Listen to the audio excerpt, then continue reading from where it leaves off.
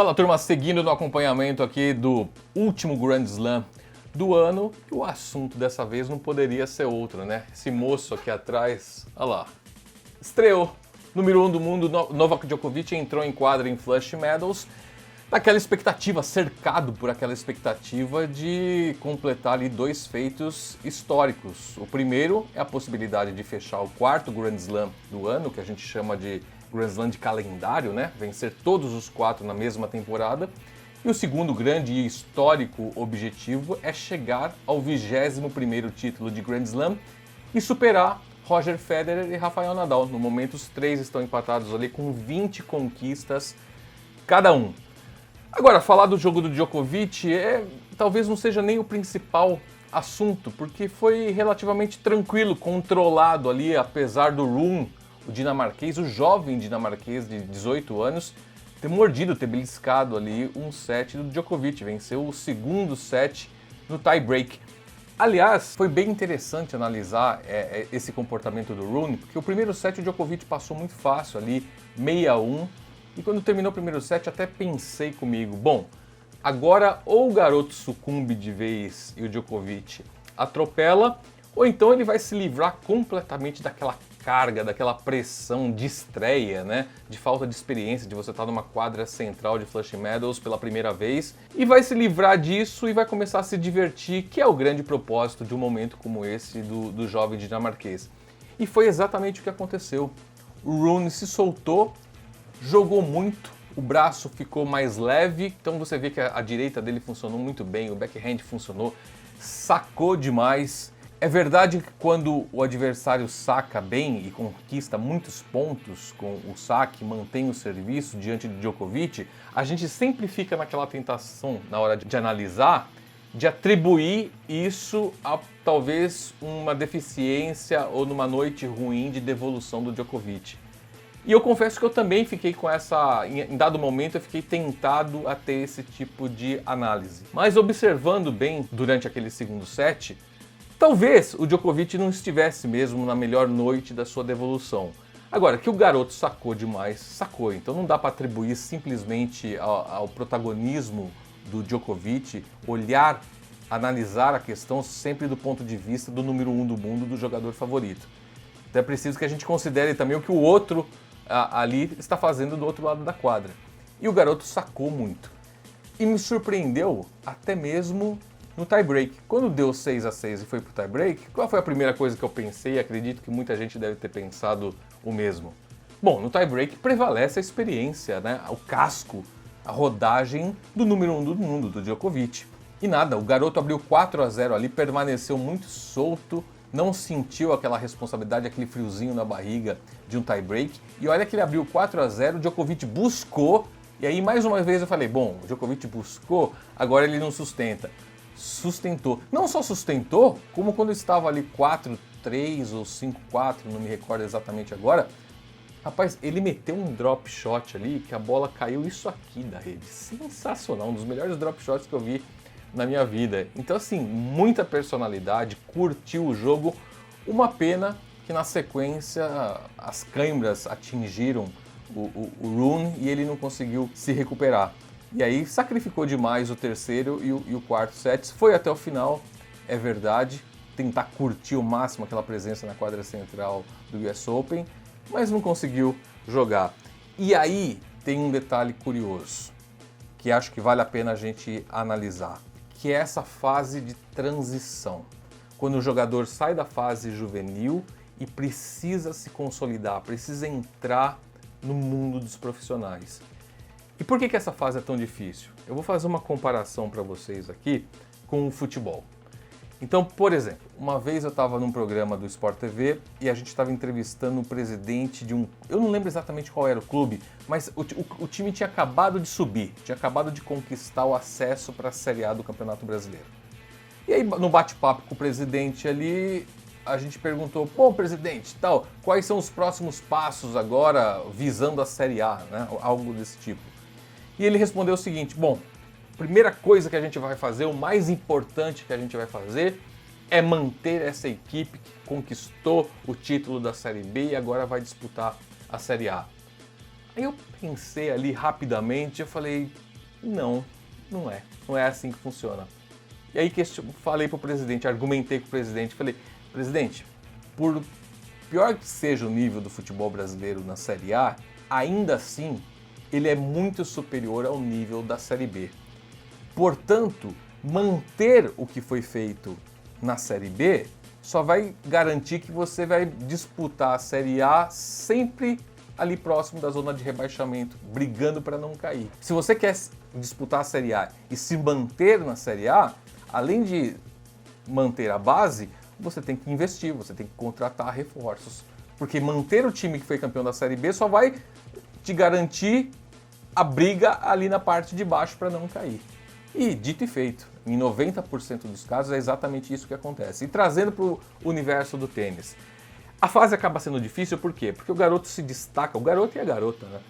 Eles se destacam no juvenil, ganham torneios, ganham Grand Slams da categoria e quando fazem aquela transição para o profissional, você chega ali cheio de moral, cheio de confiança, porque você está com títulos nas costas. E de repente você se esbarra ali num mundo completamente diferente. O nível é outro esporte praticamente. E o que acontece? Você vinha de vitórias, de destaque, de todo mundo dizendo que você era o bam, começa a jogar com aquela turma profissional e é só pancada, uma atrás da outra. Então se você não tiver com a cabeça muito preparada, o cara acaba desistindo. Eu falo assim, puxa vida, me dediquei a vida inteira, até os meus 17, 18 anos, treinei 3 vezes por dia, abri mão da convivência com os meus amigos, abri mão da convivência com namorada, abri mão da minha vida social, me dediquei só a isso e agora chego aqui e tenho que começar do zero. É exatamente isso. Se você mantiver a preparação, o foco da tua época de juvenil, você não consegue avançar no profissional. Você tem que multiplicar isso por 3, 4, 5 vezes.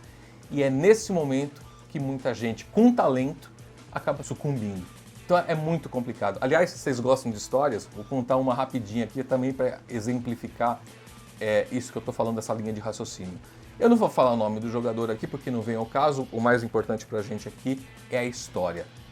Então tinha um jogador, um brasileiro, estava ali por volta dos seus 20 anos, e o técnico fez uma programação de torneios para ele, porque olha assim, para você entrar no quali de Roland Garros, você tem que ter um número X de pontos. Beleza, então para você conquistar esse número X de pontos, a gente vai ter que passar por esses 8 torneios aqui.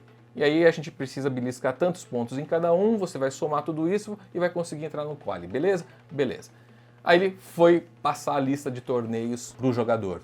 Aí o cara olhou assim, a maior parte dos torneios era aqui na América do Sul mesmo. Argentina, Colômbia, Equador. Aí o jogador olhou para ele e falou assim, puxa vida, mas você vai me fazer jogar no Equador, na Colômbia, na Argentina, não sei mais aonde. Puxa, você já viu as mulheres italianas? Vamos jogar na Itália. Então, com essa linha de raciocínio, eu nem preciso dizer para vocês o que aconteceu com esse atleta. Um potencial gigantesco desperdiçado. Parou exatamente nessa fase de transição. Não teve o foco, não teve o profissionalismo, não teve a dedicação necessárias. Talvez tenha tido até aquele momento, mas quando percebeu que ainda não era a hora de usufruir das conquistas, que você tinha que dobrar, triplicar, quadruplicar esse foco, deu para ele. Não foi adiante. Então, por isso que essa fase de transição é tão complicada. E voltando para o Djokovic, como o Rune teve esse problema aí nos últimos 2 sets, jogar 5 sets não é para qualquer um, e nessa fase de transição pesa também, porque esses jogadores juvenis nunca passaram por essa experiência. Então eu vou aguardar o segundo jogo do Djokovic para ver como é que ele se comporta, porque fica muito difícil fazer uma análise do desempenho dele numa partida tão atípica como essa.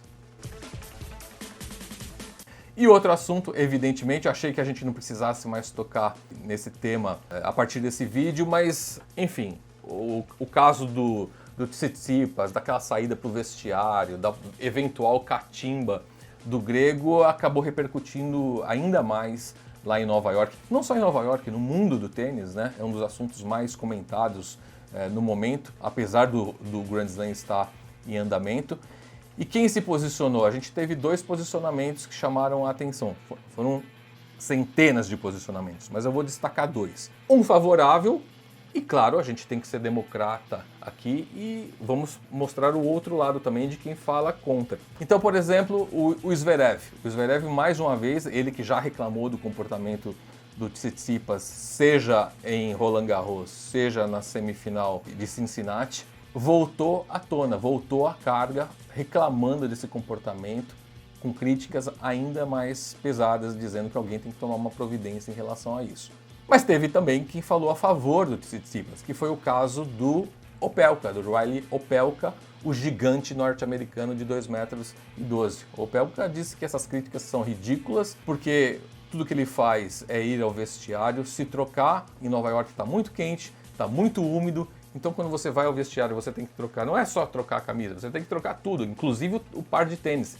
Ele fala que no caso dele, que transpira demais também, até o tênis ele precisa trocar. E que até você tirar tudo e vestir tudo, você vai levar aí 8, 10 minutos. Então que ele acha ridículo essa pressão em cima do Tsitsipas e ele atribui isso à imprensa. Ele diz que é uma reclamação, de que é uma pressão que vem exclusivamente da imprensa. Bom, nesse ponto a gente precisa esclarecer alguns aspectos. O primeiro e o principal deles. A relação do Opelka e de muitos atletas americanos com a imprensa americana é muito ruim, é muito conturbada, tem muito ruído. A gente sabe que isso não é, evidentemente, uma pressão da imprensa. Tem muita gente falando sobre isso, né? O mundo do tênis está debatendo sobre isso. Mas é ruim para o atleta criticar a comunidade do tênis, a torcida do tênis. Então o cara acaba focando na imprensa ali, que é, como eu disse para vocês, que já tem sido um inimigo eleito pelos jogadores norte-americanos. E por que essa relação tem sido tão complicada?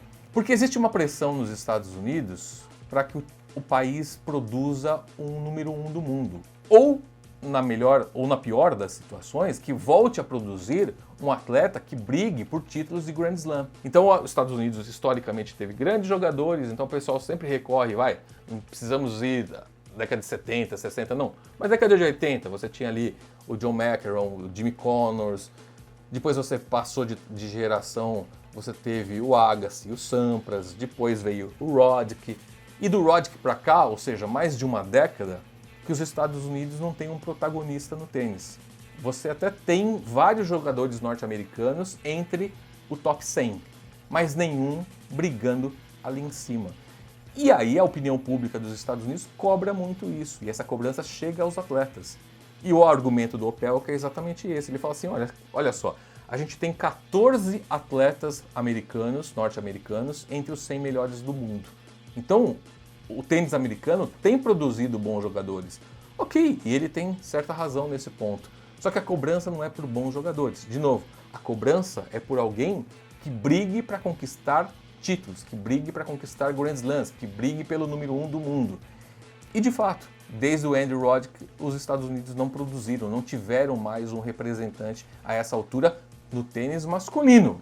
Vale lembrar que o tênis feminino não só teve, como teve a maior de todos os tempos, que foi a Serena Williams. Então, são pontos de vista diferentes, são argumentos diferentes, e ao que tudo indica, eles nunca vão chegar ali no consenso, e essa briga, e essa discussão, e essa troca de farpas vai continuar por muito tempo. Mas enfim, turma, e vocês? O que vocês pensam sobre isso? O que vocês pensam sobre a estreia do Djokovic, sobre essa fase de transição entre os atletas, onde que vocês veem os principais equívocos, o que precisa melhorar para que a gente não desperdice tantos talentos, né? Quantos de nós não viram um garoto ali de 15, 16, 17, 18 anos, um potencial absurdo, e no momento de fazer a transição para o profissional, por qualquer motivo que seja, às vezes, muitas vezes até econômico, ele não consegue fazer essa mudança. Então, coloca aqui embaixo nos comentários o que vocês pensam sobre isso, as sugestões, ideias, experiências que vocês já tiveram, e também sobre essa questão do tênis norte-americano. Prova que não é um assunto exclusivo dos Estados Unidos é que eu mesmo, aqui nos comentários, já recebi de vocês várias vezes perguntas tratando exatamente desse ponto. E que o argumento é que o problema não é só com o tênis americano. O tênis sueco, que já produziu vários jogadores de altíssimo nível, também passa por isso. Qual foi o último sueco, ou atual sueco que briga por títulos? Não tem. O tênis australiano também. Você tem no feminino a Ashley Bart representando muito bem, mas no masculino você não tem ninguém brigando ali por títulos, ninguém brigando pela condição de número 1 do mundo. Então você vê que são ciclos, né? Mas enfim, aproveita o espaço aqui embaixo e coloca a opinião e a análise de vocês também sobre isso, ok? E aí o meu recadinho básico. Se você curtiu esse conteúdo de tênis, se a gente trouxe alguma informação, alguma reflexão, alguma análise que vocês gostaram, que vocês acham pertinentes, então por favor considerem deixar um like pra gente, se inscrever aqui no canal e compartilhar esse vídeo com seus amigos do clube, da academia, do condomínio, enfim, aquela turma toda do bem que gosta de bater uma bolinha e como eu sempre falo, quem gosta de bater uma bolinha no tênis, gosta de discutir tênis também. Então compartilhe o vídeo com eles e vamos trocando uma ideia, ok? Turma, mais uma vez obrigado pela companhia e até o próximo Papo Reto.